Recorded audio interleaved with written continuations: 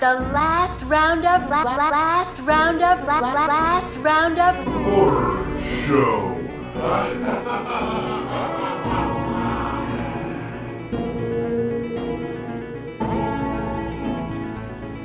Happy Halloween, Halloween, Halloween, happy Halloween, Silver Shamrock. As the holiday activities begin, the streets are filled with all kinds of creatures of the night. Some wear masks to disguise their dark intentions, while others choose to hide in plain sight. So warning to those of you collecting your treats and filling your bellies, keep your wits about you. And don't forget to check your candy. Welcome to the Last Roundup Horror Show. I am Franklin. This is Jason, and that is Jared. We got some movies for you guys, but before we get into that, I want to ask you guys a question, because I was watching Freddy's Nightmares with James Ray in our group the other last night, and yeah, we were asking the question to ourselves, because I never really guessed. I asked, do you think that Freddy is molesting the children and killing them, or just killing them? Because I kind of gave him a better moral compass, and I don't want to. I don't know why, but I don't want him to. I don't want him to molest and kill them. I just want him to kill them. You know, I picture Freddy going like, "Whoa, guys, hey."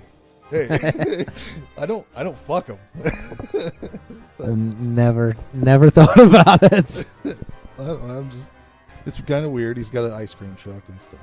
But anyways, you want to get into these movies? It's a good way to start a show. Yeah.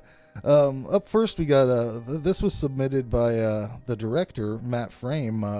Camp Death 3 in 2D. Summary: Camp Crystal Meth has reopened, but the curse of killer Johan Van Dam continues. Death Camp has been given a new life as rehab center for mentally ill adults, yet an unseen evil begins to murder campers and staff alike. Has Johan risen from the grave, or is it the work of a copycat? I think it's Johan. Is it? I was wondering. They say it in the movie. Yeah, but I watched this a long time ago. Is it even maybe Johan? Yeah. Hey, there we go. This review, Probably. This review is off to a great start. Written by Matt Frame and like 16 of his closest friends. The writing credits he must have let everybody write a little bit. I don't know. It was weird. I believe it. Yeah. They kick off this movie with puppetry. Sorry about the P's. God damn it. I addressed it this time, Jared. When you kick it off with puppetry, it's not necessarily a bad thing, but it definitely sets a bold tone for the movie. Usually I'm immediately on board. I was kind of skeptical going into this because it was weird.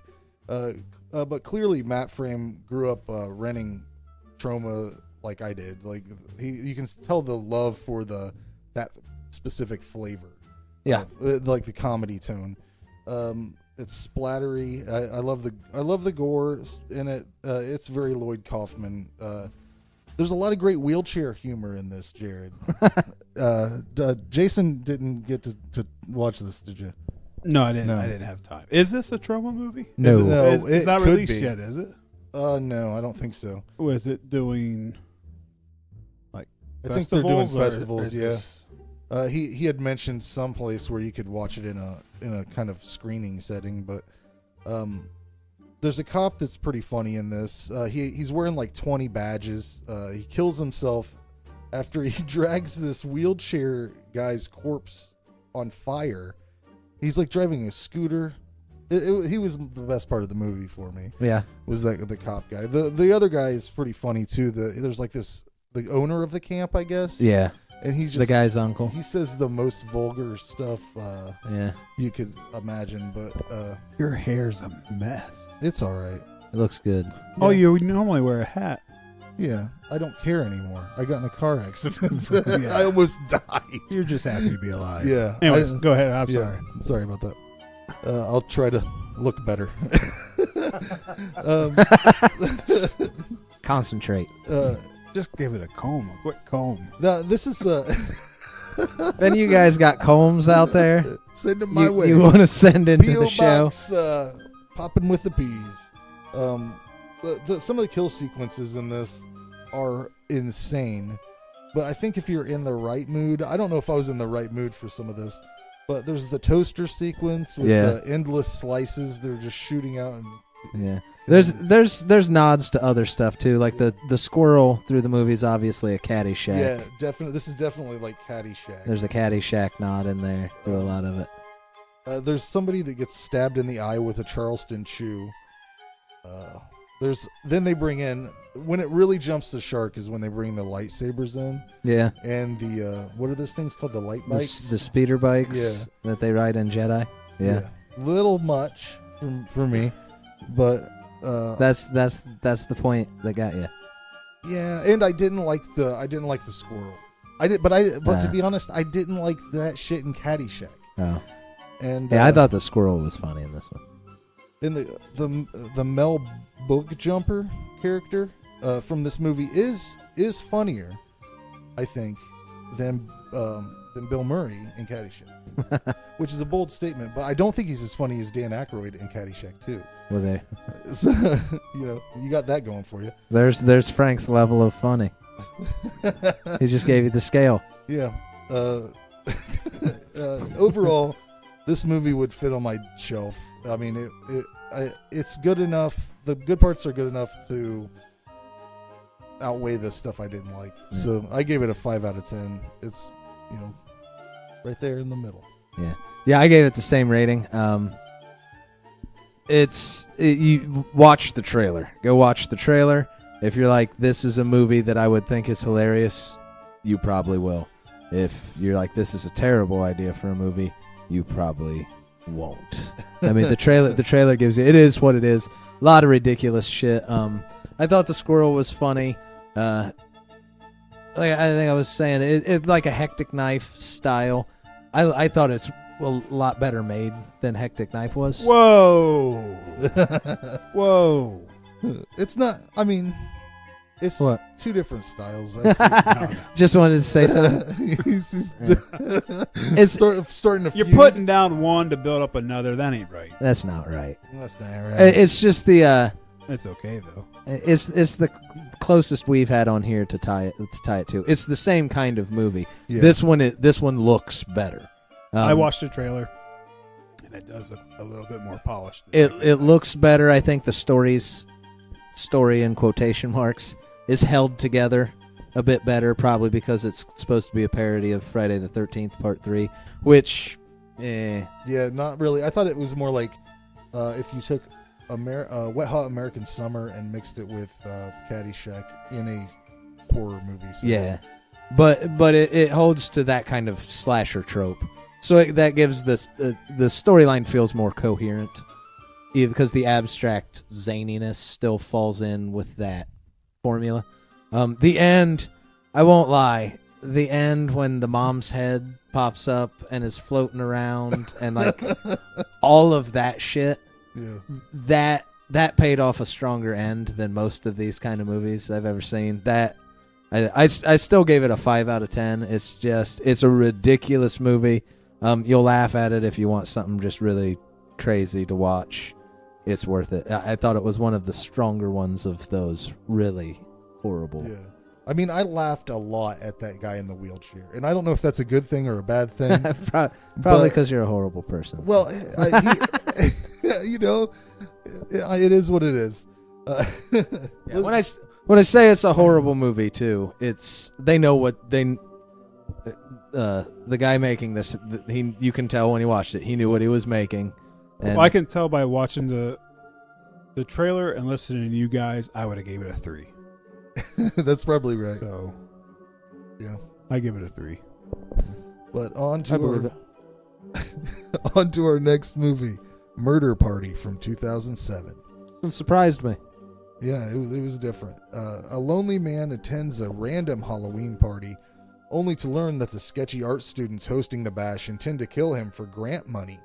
Written and directed by Jeremy Saulnier.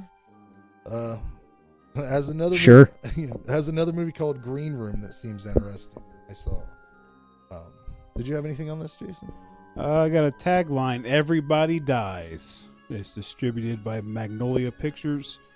I don't think this is on Blu-ray, but it does have a DVD released by Magnolia Home Entertainment 2007.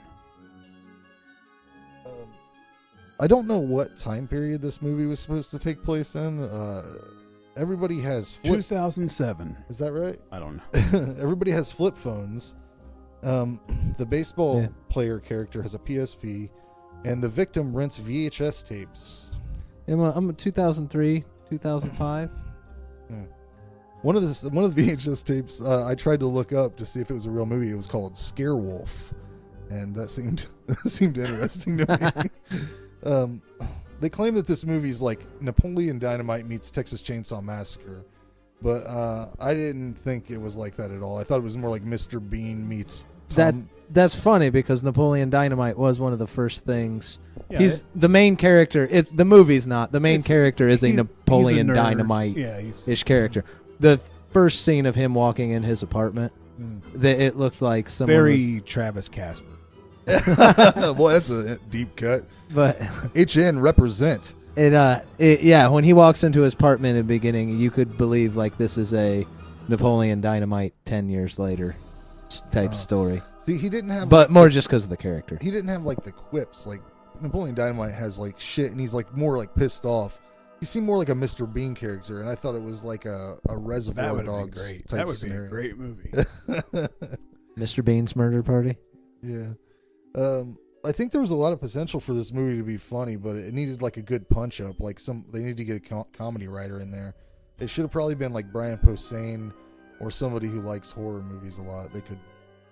It just seemed like there was a lot of opportunity with this character to do more funny things than they did. I don't think it needed more humor than what was in it. You like pretty funny. Huh? I thought it was pretty funny. I thought it was pretty. The guy carrying around the chainsaw with the extension cord. Yeah. But it's not over that stuff was funny. It's not over the top slapstick, so the humor ends up not covering up the fact that these art students kidnap this guy and have him tied to a chair and are going to kill him for an art exhibit. I mean, it's still a horror movie. I no doubt about it.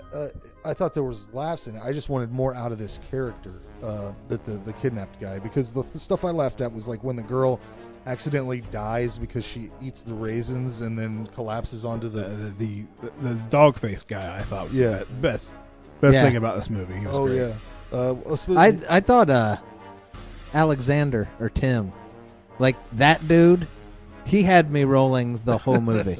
Like the whole movie, he did such a good job at being a douche. You hate him. And like at the end when he's on the truth serum, we're talking about this. The guy that's giving out the grant, is that the guy? Yeah. Okay. And at the end, there's like he's on the truth serum, and he's like, "I'm a fry cook. I don't have any money." Like he reminded me of one of the dudes from, what's that sketch show? Whitest Kids You Know? Yeah, I can see that. He reminded me of one of those dudes. I thought he was hilarious. So, but I liked the comedy in it because it's none of it's over the top. Oh, it all fairly subtle but landed well. I liked the comedy. The character they hung their hat on was that guy in the chair. I was laughing at everybody else. They put that dude right in the middle of the cover. I'm like, I mean, I guess the stuff that was funny was him running from the guy with the guy. The funniest thing was the guy with the werewolf mask gets it melted to his face, and then he's running around on these rooftops trying to find a place to plug this electric chainsaw in. Anytime you use an electric chainsaw in a horror movie, it's always gold. It was in what was I knew it was in something else. It was in Slumber Party Massacre, wasn't it? The girl had a saw that needed to be plugged in, and she ran at the guy and it unplugged, and she got tripped up. Yeah, that might be right. I think so. Anyways, I liked the artist group in this movie. They reminded me of the crew from The Babysitter, like just a lot of really funny characters. They made the movie was just fucking fun, and the bloodbath ending was great. I thought it would have been a little bit better ending if he would have went through the whole night and survived, and then got blamed for all those murders. But I gave it an 8 out of 10. So this it starts off more so in the beginning with the Halloween trick or treat vibe, but it's kind of there throughout. They end up at a Halloween party. The art group is dressed up in costumes. It's fun. It's entertaining. It's weird. It's kind of funny that they try these guys are trying to kill someone, and they pretty much just end up killing themselves. Yeah. There's some good gore in it. Not much of a storyline, but if you watch the trailer, you know it. The storyline's not needed in it. It's good pace. I was never bored whatsoever. Yeah, that's when they got him tied up so quick. One thing I was expecting, it's like, okay, this is going to get slow. But they did a good job with the characters. Yeah, even maybe even the parts that feel like they're kind of trying to just buy a little bit more time. It's entertaining. It's funny. The characters are good. The acting's good. The dialogue's hilarious. I gave it a 7. Yeah, I'm right there with Jason. I gave it a 7. Everything's really strong on it. Like when I went to watch this, I was like, Jesus, we're already doing Camp Death 3 in 2D. I don't need to do another one of these. But they did a really good job. The humor is there. I think everything lands really well, but none of it is over the top too much. The humor? No. Yeah. Like no. the most It's subtle. Like the most slapstickiest feeling thing is the guy with electric chainsaw and the extension cord. Like that's about as yeah, and it is. It's good. Still see him running across the rooftop with the extension cord dragging behind him. Well, and then he just falls off the fucking. Doesn't yeah, and at the end, that's how he finally gets it plugged in. He falls off the top, and the other guys are down a couple stories in one of the rooms, and the guy has got away, and the last guy is about to kill him, and the dog face guy falls off, so his chainsaw's swinging there by the window. So the guy they kidnapped is able just to grab the chainsaw, bring it in the window, and stick it in the dude's face. Yeah, this is way better than I thought it was going to be. I thought this was going to be another stupid movie, and they did a really good job with it. Yeah, they made all the characters feel kind of real in their silliness, I guess. And there's not enough of the Halloween vibe for me to say that I'm probably going to watch this every year, but it's definitely a movie I think I can buy, and I'll watch it again a few times. Yeah, but everything lands in it. I wouldn't say. I think it could be punched up a little bit more. But I don't think it needs. Yeah, I don't think with humor. I don't think humor was what it needed. More titties. They even do have a scene where the dude runs in and there's a bunch of naked girls in the room. And like it cuts to his viewpoint, and he keeps going back to the tits. but yeah, it's really solid. I was really surprised by it. I was expecting to not care for this one too much, or maybe not that. Just I had already watched a silly one. I wasn't expecting to be in that mood. But it was really good. I give it a 7. Yeah. Well, was that a choice or a vote? That was that one of our? That wasn't my pick. I don't know if that was. That was your guys' pick. I selected for the poll, but I'm not sure. I don't think. No, because you got Fly and yeah, that's right. So that was one of your guys' choice. Good choice, guys. Good roundup. Great roundup. Yeah. Up next, this one's going to take a little bit to parse this movie because I got a lot of notes on it. The Tales of Halloween, 2015. Explaining these fucking anthologies. Yeah. 10 stories, 10 of them, Jared. If you don't, well, I mean, we can go. I got little pieces to talk about each one. 10 stories are woven together by their shared theme of Halloween night in an American suburb where ghouls, imps, aliens, and axe murderers appear for one night only to terrorize unsuspecting residents. There were too many writers and directors for me to list. A bunch of them writers, off. a bunch of directors. But I do want to list off some of the cast highlights because I think that's interesting. You got Adrienne Barbeau as the radio DJ narrating this movie. Caroline Williams, who was Stretch from Texas Chainsaw Massacre 2. Robert Russler from Nightmare on Elm Street 2 and Thrashin'. Barry Bostwick from Rocky Horror Picture Show and Spin City. Adrian Curry.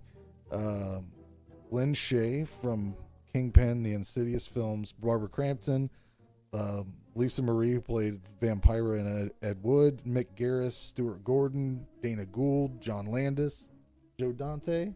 Are you kidding me? Yeah, That's a lot of I'm not kidding. fucking people. A lot of people. But let's go through these little segments. Well, hold on, we got a wait. tagline here: One Details. night, one town, 10 chilling stories. It's distributed by Epic Pictures Releasing and was out on Blu-ray in 2016, which I picked up. I think I rented this movie at first. This may have been the first movie I ever rented, or bought the digital, rented the digital, whatever. But yeah, as soon as this came out on a physical copy, I picked it up. Yeah, I really enjoyed this a lot overall.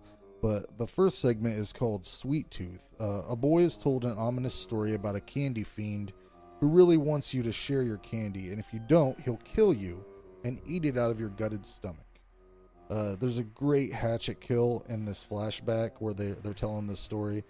And the character's great. I thought it was a unique Halloween kind of mythology. What did you guys think of this segment? That's exactly my thoughts. It's good. It's a good Halloween story. Jared, thoughts on this? Any thoughts? I'll let you guys go through doing these anthologies. We just Okay. Yeah, we don't have to go through. I mean, honestly, and you can make up your mind if you want to do it. But I started I was taking notes, jotting some things down through the movies, and after I got through like the 4th episode, I'm like, well, I've already seen this before. It's like all of these are good stories. Like, Yeah. there's obviously some are better than others, and I think like Sweet Tooth and some of the ones towards the beginning are actually some of the best ones. But overall, like, there's no really stinkers. So Yeah. like they all look good, they all sound good. The lighting on every single one of these are just, I mean, the cinematography, it's beautiful for like a lower budget movie. This looks like it's polished. It's got all the bells and whistles. Like, it's very well done. And it's right up there with Trick or Treat for me. Well, I'll just go ahead and tell you, I gave this a 10, and it's I still would put Trick or Treat above it, but they're both right there next to each other. So I gave this one a 10. Yeah, I gave it a 9. There were so many good things about it. My favorite ones being, I love the segment with Dana Gould where they're fighting about Halloween lights, but that's just because I can imagine him being like that because he loves old horror so much. Yeah, the Halloween vibe in this and the atmosphere is just, it's off the charts. It's phenomenal the way it feels, the way this looks and feels. And the one that could have really went bad was the last one, Bad Seed, about the killer jack-o'-lantern, but it was really good. I mean, I was like, that looks fucking awesome. Yeah. And the one I didn't expect to really care for when I first seen what it was when they're doing the kind of the Jason ripoff with the little animated alien. That was funny as with when the serial killer Jason figure is aggravated at this alien because it keeps saying trick or treat. You could see him get frustrated and that was the one thing out of this whole movie that when that alien comes up, I'm like, that looks like shit. Yeah. But then that segment's great. It's so fun. It is. And it's like and it has almost like an Evil Dead feel to it, the way they like they get possessed and yeah, I ended up liking that way more. Really Whenever it good. first started, I was like, what the fuck? But then it delivered. Same thing. Yeah, what'd you give it, Jared? I'll give it a 7. I try not to be too anthologies aren't always my thing. Yes, dear, we hear this all the time. Well, and I know why I can explain it. The story ends and my attention is done. But then there's another story, but it's completely different, and I'm not ready to start new attention. This one, it's a really good-looking movie for Beautiful, and it sounds good too. I watch all my movies in surround sound, and this is another one that just sounds phenomenal. It's very Halloween-y. It's made really well. There's probably a good 3 or 4 of them that I couldn't even tell you what happened. I know I watched it, but it's just it's too many little stories all in one little for me to follow through on everything. So, but it's really well made. So if anthologies are your thing, it's a really solidly made one, and it probably a little more than I actually enjoyed it, but I think it probably is deserving of a 7 because what I didn't enjoy of it is the anthologies. The atmosphere, the way it looks, and the way it makes you feel is worth 7 alone. Yeah, it's solid stories made. Could have been. And it's an hour and 32 minutes, so it's not 10 stories. They could have been easily over 2 hours. So they kept it down. And I don't different directors, but they all had that same look.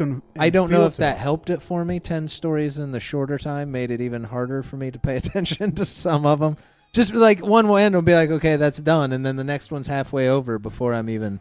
So I'm just saying, if you don't like anthologies, it's not like it's. Yeah, don't get scared away by 10 stories because it's. I don't hate anthologies, but I usually only like 2 or 3. In one with multiples, like 6, I usually only end up liking 2, and in ones that have 3, I usually only end up liking 1 because that's about all my attention. I can get into a longer story, but when you shorten the story and then try to toss another one in, my brain's like, I already got one. I already got a story. I'm done. But so I try not to be too hard on the anthologies because they are what they are.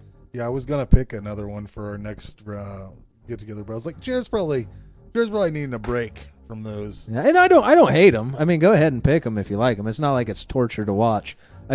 Trick or Treat is the only anthology movie I can think that I'm like, I'll put that in because I enjoy it all the way through like any other movie. Every other anthology, it's this one I could watch this scene. This one did get approved though, regardless. You should watch it.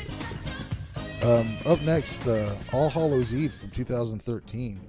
While watching 2 children on Halloween night, a babysitter finds an old VHS tape in the kids' trick-or-treat bag. The tape features 3 tales of terror, all linked together by a murderous clown. As the night goes on, strange things begin to occur in the house. It isn't long before the babysitter learns the horrifying truth. The maniacal clown is slowly working his way into her reality. Written and directed by Damien Leone, who did Terrifier and this goddamn Frankenstein versus the Mummy movie, which I gotta watch it, man. It looks good. I mentioned it when we did Terrifier, but it looks like a good film. Pick it. What do you got? Details? Distributed by Image Entertainment and the Blu-ray release 2014. I don't know if this has a standalone release or not, but the one I have is a double featured. Comes with Mischief Night, which I think is another Halloween movie, but I haven't got to see that yet. But this is pretty cheap online, so if you like Art the Clown, I would pick it up. Yeah, I believe that I watched this on Facebook, on a Facebook group watch. I think so. Yeah, with Angela Mole, I believe. Fuck, I can't remember. Somebody was watching with me. Art the Clown is really good in this. He is the same clown from Terrifier. But it's a different guy that plays him in this. And I think the other guy does it a little better. I don't know if that's just my opinion. Is it a different guy? Yeah. I think so. Yeah. The first segment... Yes, the guy in Terrifier does it better. And whatever they do with the makeup differently, too, he looks better in Terrifier. Yeah, the first segment involves a demon, a pregnant lady, and other supernatural nonsense, but I don't think it belongs in the world of, like, Art the Clown is there also. Like, he took these people down there, right? Like, Art took these women down into this thing, and I don't think that kind of magic or demon or whatever belongs in the Art the Clown realm, but I didn't create it, so whatever. He also, his eyes glow also, which is like, I'm like, is that like a Pennywise thing, like a Deadlights thing? Because it was really reminiscent of that. The second segment had promise until they revealed a fucking alien thing. Yeah, the alien is ridiculous. Me and Jared was talking beforehand. I like this. I said, the alien story doesn't really fit, I don't think. But even if it did, like, the alien is so ridiculous. If I would wake up and find that in my house, I would think a scuba diver was in my house. And he even walks around like he's like a scuba diver in water, like floating around. Like, it's the most ridiculous thing. Why would they put that in this? It seems like, and I'm surprised that Tales from Halloween didn't do it, because it seems like every Halloween anthology they're like, let's put an alien segment in there, or any anthology, let's put an alien segment in there. No. Well, I guess there was one in Tales from Halloween. That's what we were just talking about. Was there? Oh yeah, I forgot that one was good though. Oh yeah, there was one in the last one we watched too. Yeah, that's true. I can't remember the name of it. I was thinking of the. Was that made by the people that made the barn? Did we watch 1031? Yeah, there was an alien in there. Yeah. But there's always a fucking alien one. Keep your goddamn peanut butter out of my chocolate or whatever, you know. I like peanut butter and chocolate, and I'll be honest, I liked the alien in this one. I liked the alien in 1031. Dip it right in. They gonna make me watch them. Give me something. Give me an alien. The third segment is basically an Art the Clown segment. It's all him. And this girl she fucking killed herself, man. She had a full tank of gas. She could have just kept going and going and going and going and driving and going away from him. But she had to fuck around with her phone, so she killed herself, basically, as far as I'm concerned. A great ending to this segment. It reminded me of the Texas Chainsaw Massacre a little bit. And I liked how at the end of this, they brought Art out of the VHS, like whatever that was. He was behind her. That was really cool. It was this was clearly like a way to showcase this character, though, right? To get a full film. I mean, I don't know if that's how they intended on doing it. I think they happened to stumble across something that's really good and people liked. Like Art the Clown got a cult following, like with this release. I definitely hope that they keep this series up. But I think watching this after watching Terrifier is kind of like listening to old Syd Barrett Pink Floyd after you've listened to Dark Side of the Moon. It's just a little bit not quite the same. I give it a 7 out of 10 though. I enjoyed it. What do you say? The very first thing, I mean, right away, it's Art the Clown. He's great. He's one of my favorite new horror characters.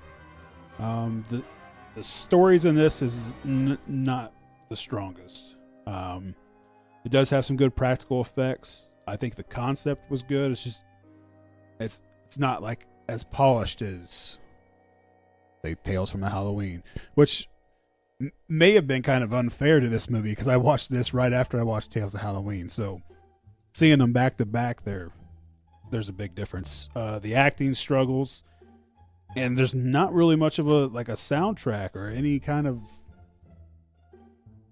There's no real strong vibe, I guess. But I do like it. I gave it a 6. I gave this one a 7 too, for the opposite reasons of Tales of Halloween. Tales of Halloween's really well put together. I don't know if it's because it's only 3 in this one, or they tied them together well, or I just like. There's them. just some.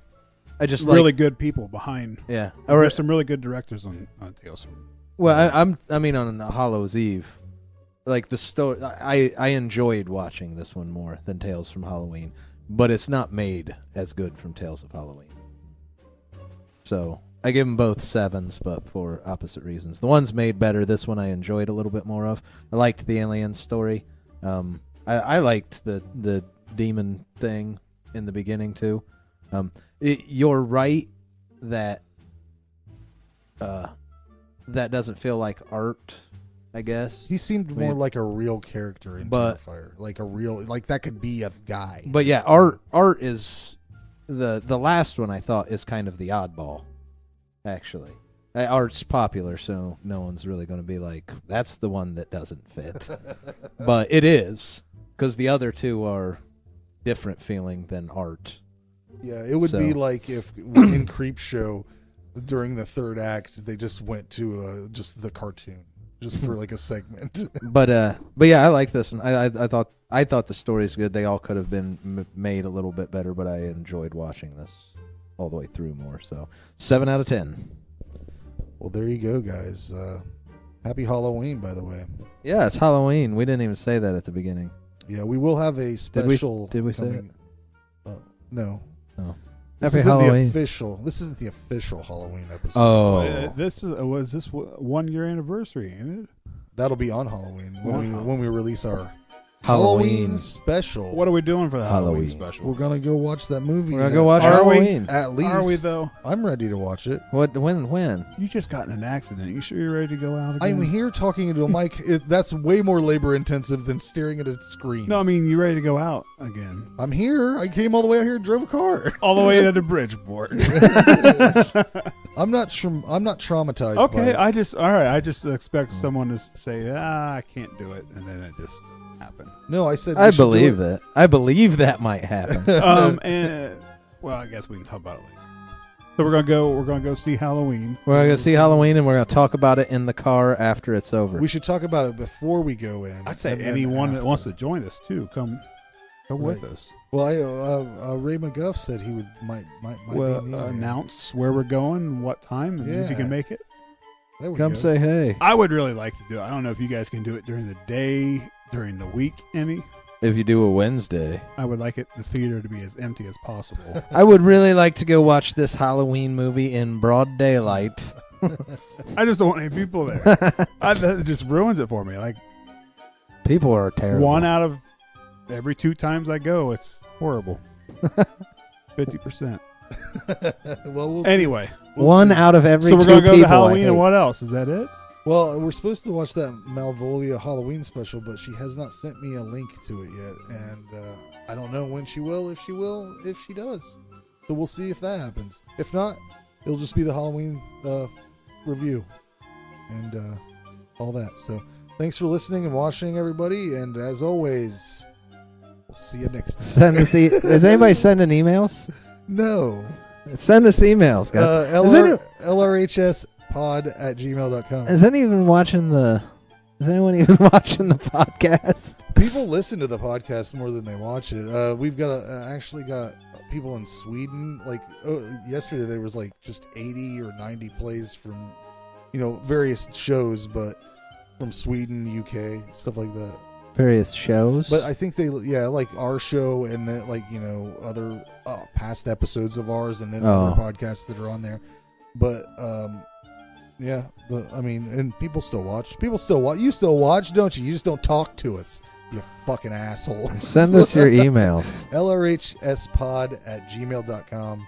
Or we'll just start reading your comments off the Facebook page. I will start doing that. I quoted people last time and put their photo up with their quote up there. So Let's just start doing that and ripping them apart. That's what we're gonna do. It'll be the last Roundup Horror Show podcast group review, and then that's what we'll just do is review all the activity in the group. I'm trying to think of anything that anyone said, but I can't think of a damn thing. Matt Edelblut said something. Yeah. That son of a bitch. That's all I got. Yeah. See you next time, guys.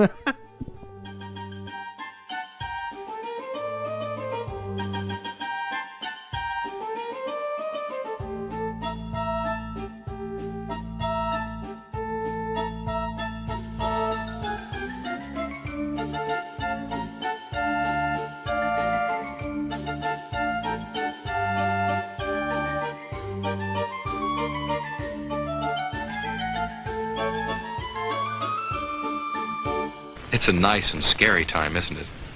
All those wonderful costumes and masks and makeup. I think about how much fun Halloween is. I also worry a little bit about the things that can spoil the fun of Halloween. Those kinds of things scare me too, but in a different way. For instance, look next door. That's where Corey lives. Corey, have you got that pumpkin ready yet? Corey's going to carve a pumpkin with her dad. Weighs 50 pounds. That's a big one. It probably weighs close to that. Probably. Come on here and set it down. Okay. Let me get the paper straightened out. How's that? That's fine. Have you decided what kind of face you're going to make on it yet? A happy face. I'll do that.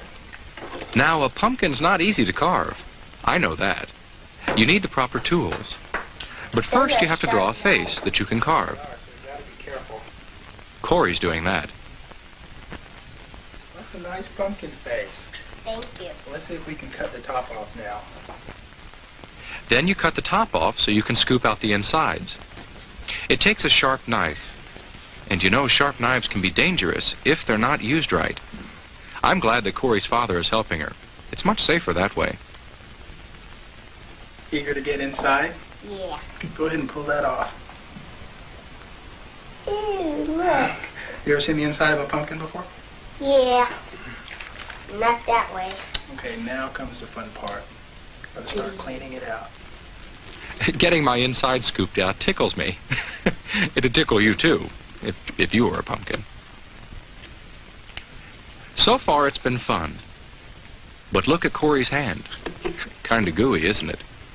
Corey is going to carve the face with a small knife. Can you imagine how that knife could slip and maybe cut her? I hope Corey will do the safe thing.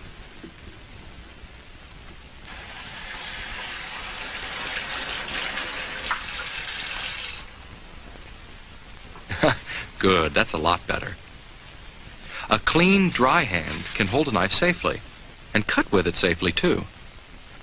Cut slowly, carefully, in small slices, and always cut away from yourself. Thank you. Make sure there's an adult, or someone a lot older than you, who can help you if you need help. That's the safe way to carve a pumpkin. I'm glad Corey isn't going to spoil her Halloween fun. Carve carefully. That's one way to have a Halloween that's fun and safe. But what about having a candle burning inside your pumpkin? Well, I'm sitting on brick. But a candle and a pumpkin on a wooden porch might not be safe at all. A flashlight could be a lot safer then. But it's best to stay away from lighted candles that are inside or outside of jack-o'-lanterns. You know why. Well, not everybody carves a pumpkin on Halloween, but just about everybody does dress up in a costume. For instance, look across the street there. Do you see what I see? That robot is Jeremy in his costume.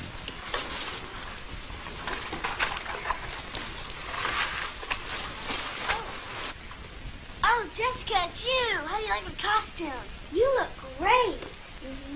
Well, it may look great from the outside, but from the inside, things don't look very good at all. Jeremy can't see very well with his robot head on, and I don't think the rest of his costume lets him walk very well. He can't bend his knees. How are you going to walk in that? I don't know. It's hard for Jeremy to keep his balance. If Jeremy went out like that, he might keep losing his balance all the time. He might fall down just anywhere, and probably everywhere. Sidewalks hurt you when you fall on them, and so do streets. And streets are especially dangerous to fall down on. Jeremy has to be able to walk better if he doesn't want to spoil his Halloween fun. There, that's better. A costume shouldn't make you trip or fall. That's not safe. It should be easy for you to move in your costume. And you have to be able to see where you're going. Look, Jessica. A mask that makes it hard to see could get you into all kinds of trouble. There, that's much better. Jeremy can see well now and move safely in his costume too. Now I'm going to try my... Oh, but look at Jessica. She can't see much with her mask on. It's too big for me. A monster needs an ugly face. But does it have to be a mask?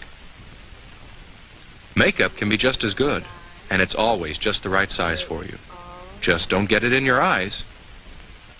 Okay. Get another one. If you're not too good at putting on makeup, get an adult to help you. Make sure your mask and costume let you see well and walk well, and they won't spoil your fun on Halloween. Of course, the reason you get all dressed up at Halloween is so you can have fun going trick-or-treating. Grrr. The last round of Horror Show.